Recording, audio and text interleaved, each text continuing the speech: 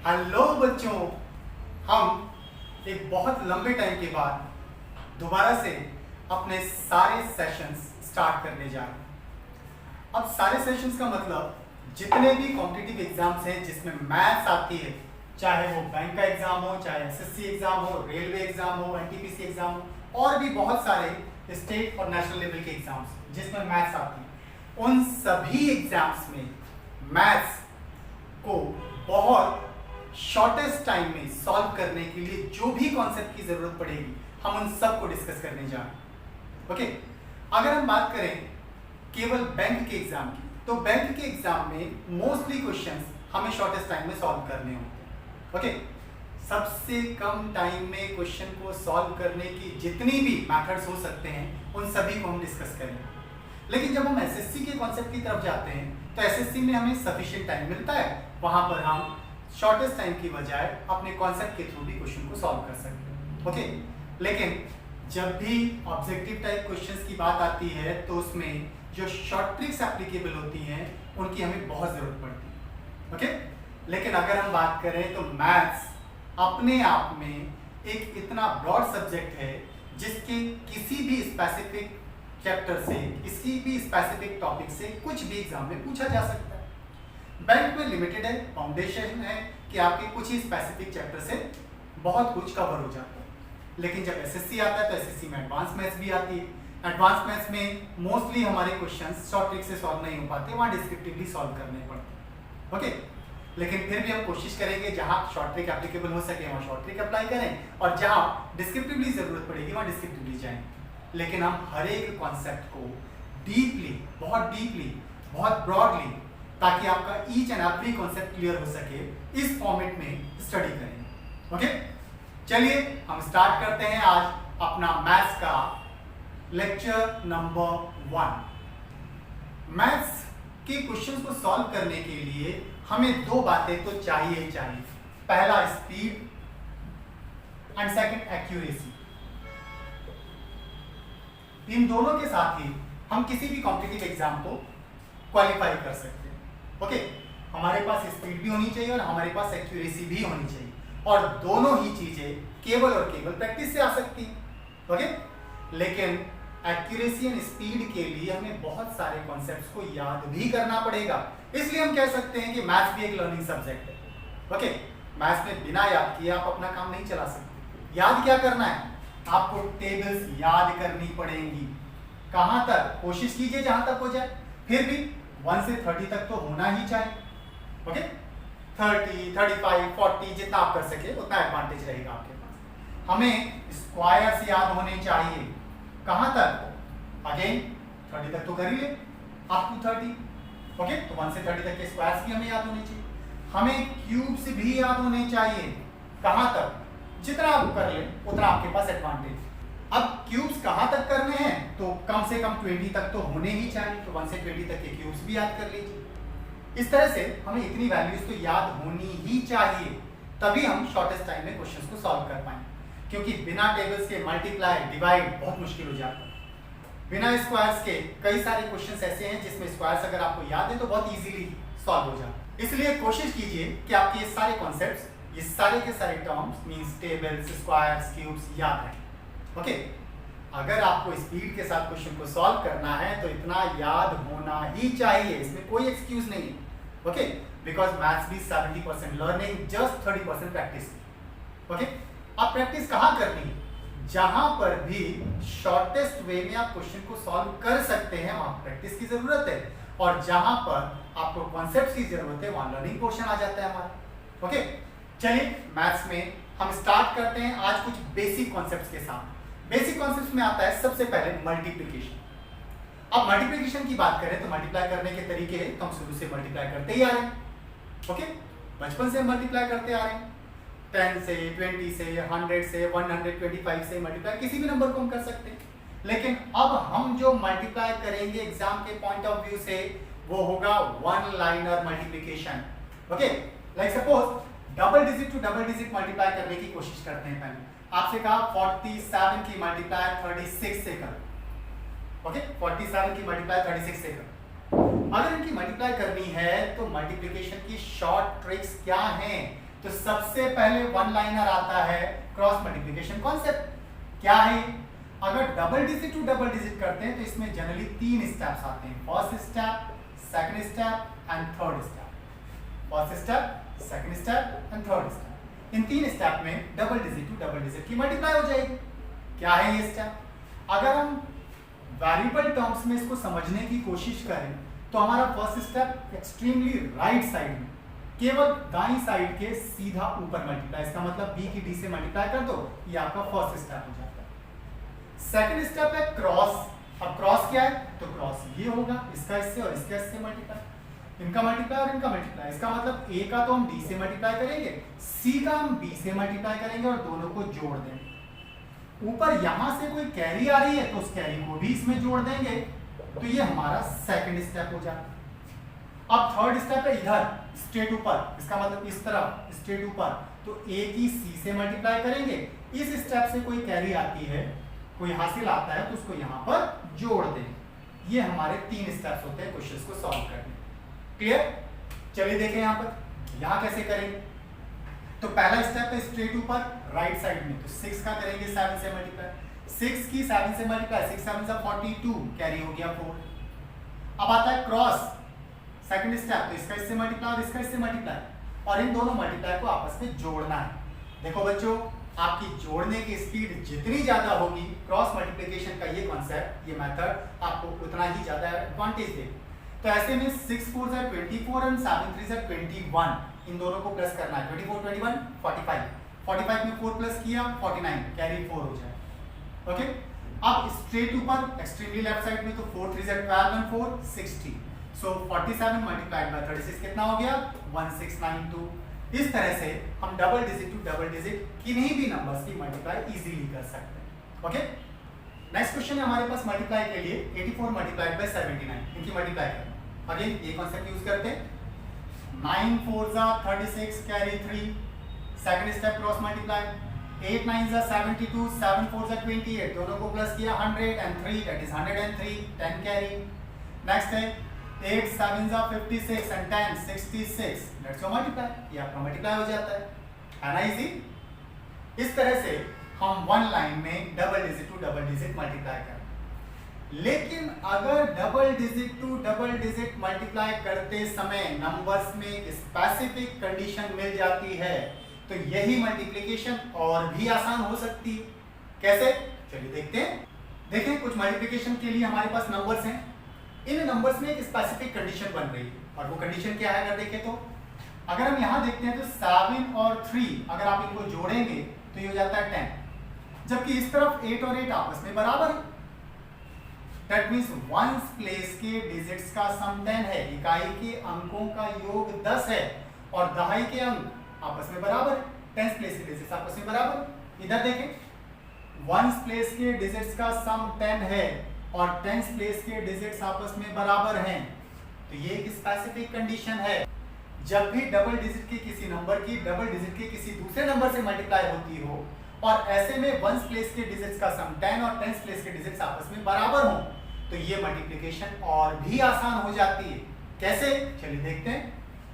Ones place के digits का सम 10 और टेंस प्लेस के डिजिट्स आपस में बराबर होने पर वंस प्लेस के दोनों डिजिट्स की आपस में मल्टीप्लाई कर दो, और टेंस प्लेस पर जो भी डिजिट दे रखा है उसकी अगले डिजिट से मल्टीप्लाई कर दो और इन्हें लिख लो।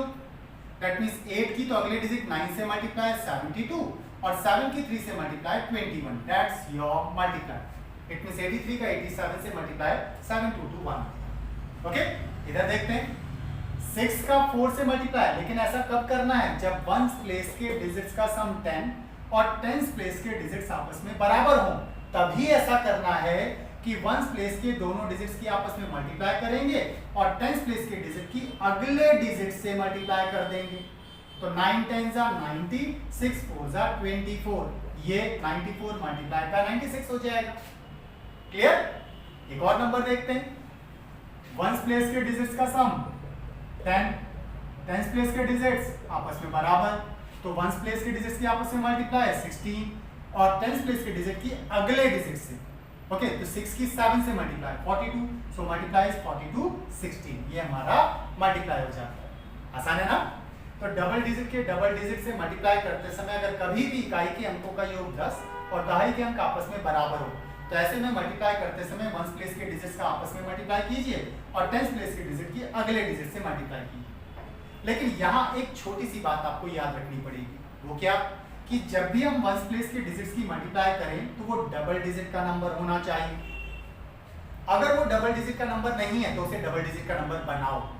जब हम छोटे थे तो हमें जनरली कभी 10 में से मान लिया 2 नंबर मिला या 1 नंबर मिला, ओके, तो मैडम इस 1 के आगे इधर 0 लगा देती थी। अगर किसी को 20 में से 2 नंबर मिले तो मैडम इधर 0 लगाती थी। अगर किसी को 50 में से 4 मार्क्स मिले तो इस तरफ 0 लगा देती थी। क्यों?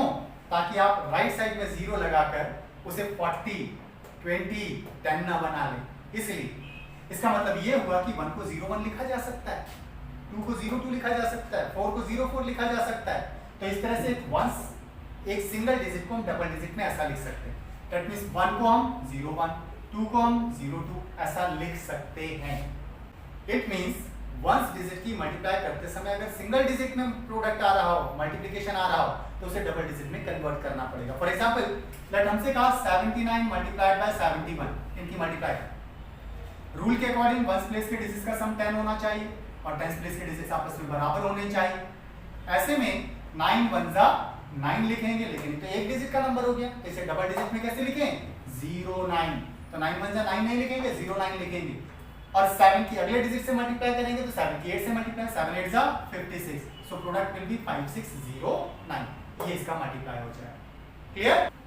इस मेथड का वंस प्लेस के डिजिट्स का सम और टेंस प्लेस के डिजिट आपस में बराबर होने पर double digit to double digit multiply करने का एक बहुत बड़ा एडवांटेज, और वो एडवांटेज है कि अगर हम 5 यूनिट डिजिट के किसी भी 2 डिजिट नंबर का स्क्वायर निकालें तो यहां पर भी 75 की 75 से मल्टीप्लाई करना, और यहां अगर आप ध्यान दें तो 5 + 5 10 हो रहा है और 7 और 7 आपस में बराबर है। इट मींस वंस प्लेस के डिजिट्स का सम 10, टेंस प्लेस के डिजिट आपस में बराबर, कंडीशन बन रही है, तो उसे यहां भी यूज कर सकते हैं। ओके, कैसे यूज करना है पहले इधर देखते हैं। 7 की अगले डिजिट से मल्टीप्लाई 7 8 जा 56 और 5 की 5 से मल्टीप्लाई 25 हो।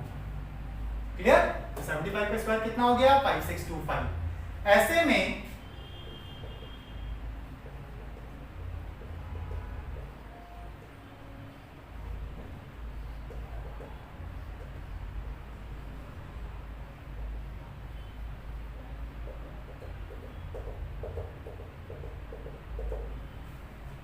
आप 15 स्क्वायर, 25 स्क्वायर, 35 स्क्वायर बहुत आसानी से बता सकते हैं।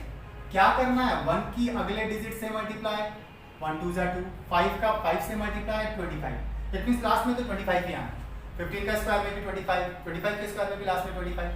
केवल आप वंस प्लेस का डिजिट याद रखिए। तो 2 का अगले डिजिट से मल्टीप्लाई 6 25, 3 का अगले डिजिट से मल्टीप्लाई 3 4 जा 12 25, 4 का अगले डिजिट से मल्टीप्लाई तो 4 5 जा 20 25, 5 का अगले डिजिट से मल्टीप्लाई तो 5 6 जा 30 25, 6 का अगले डिजिट तो 6 का नेक्स्ट डिजिट है 7, ठीक है, जस्ट नेक्स्ट से मल्टीप्लाई करना है, बिल्कुल अगले से।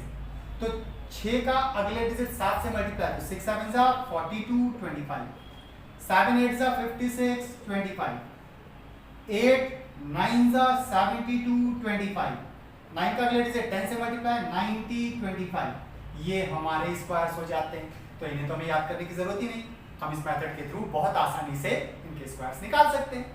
क्लियर?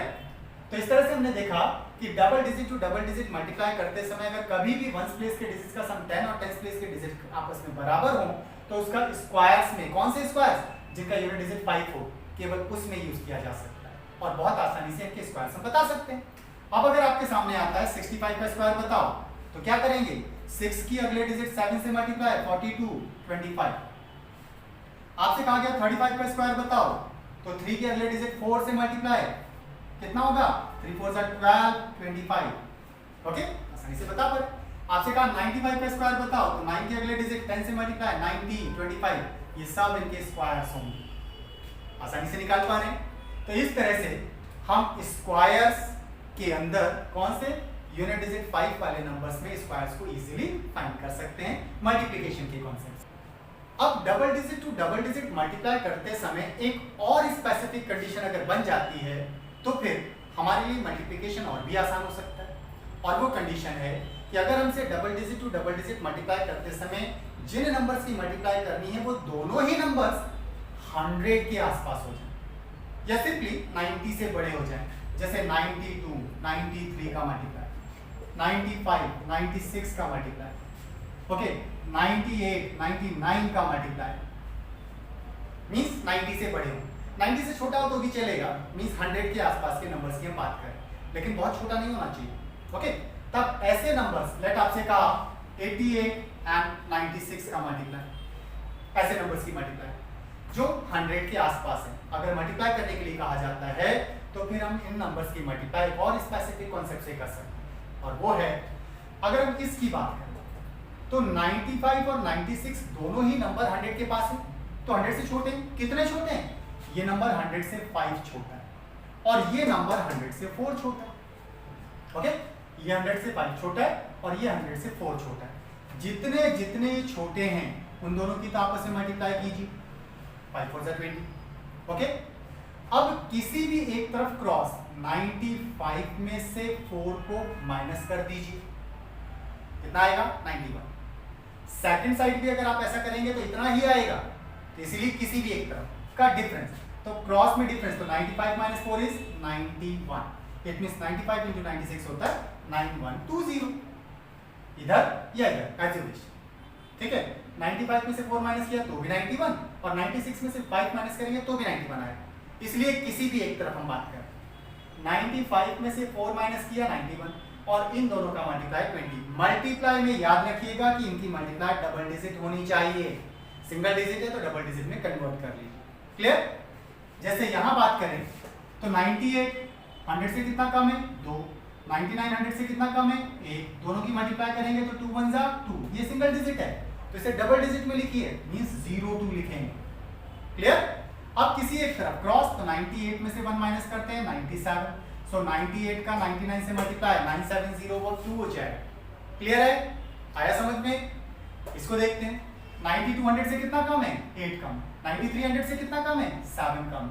इन दोनों का मल्टीप्लाई कितना हो जाएगा? 56। इधर क्रॉस का डिफरेंस, ओके 92 में से 7 माइनस करना है 85, सो 8556 92 इंटू 93। क्लियर? अब इस मेथड के बेसिस पर एक क्वेश्चन अक्सर एग्जाम में देखने को मिलता है, उसको डिस्कस करते हैं। इस तरह के नंबर्स अक्सर मल्टीप्लाई को मिलते हैं, मींस 999 का स्क्वायर, 99 का स्क्वायर, 4 टाइम्स 9 का स्क्वायर को यूटिलाइज करते हुए कुछ क्वेश्चंस पूछे जाते हैं। अगर हम 99 इंटू 99 कर रहे हैं तो सेम कॉन्सेप्ट है, लेकिन हम इसको डायरेक्टली करेंगे आगे। 99 100 से कितना कम है? 1। 99 100 से कितना कम है? 1। 1 का 1 से मल्टीप्लाई करेंगे 1, ओके, लेकिन डबल डिजिट में लिखना है तो 0 1 करेंगे। डबल डिजिट में क्यों? क्योंकि ये 100 से कम है, ओके 100 में 2 प्लेसेस 0 है, इसलिए डबल डिजिट रखेंगे। क्लियर? और इन दोनों का डिफरेंस कितना आएगा? 98। क्लियर? ठीक है, अब इसे डायरेक्टली करते हैं। अगर आप 99 का स्क्वायर निकाल रहे हैं तो सबसे पहले देखिए कि 99 100 से कितना कम है? 1। 99 में से 1 माइनस कर दीजिए, दैट इज 98। कितना कम है? 1, तो 1 1 1 होगा, 2 प्लेस में 0 1 लिखा जाएगा, तो 99 का स्क्वायर 9801 होता है। इधर आते हैं 999, तो 999 1000 के नियर बाय है, ओके, और 1000 से कितना कम है? 1 कम है, इसलिए 999 में से 1 कम करेंगे तो 998 आएगा। आगे ट्रिपल प्लेस में 1 1 1 लिखना है तो 001 लिख देंगे, दैट्स द मल्टीप्लाई। क्लियर? फिर से देखते हैं, ये 1000 से कम है, कितना? 1 कम है, तो ये भी 1000 से 1 कम होगा, इनका डिफरेंस लिखेंगे कितना आएगा? 998 आएगा। यही काम हमें डायरेक्टली करना है। कैसे?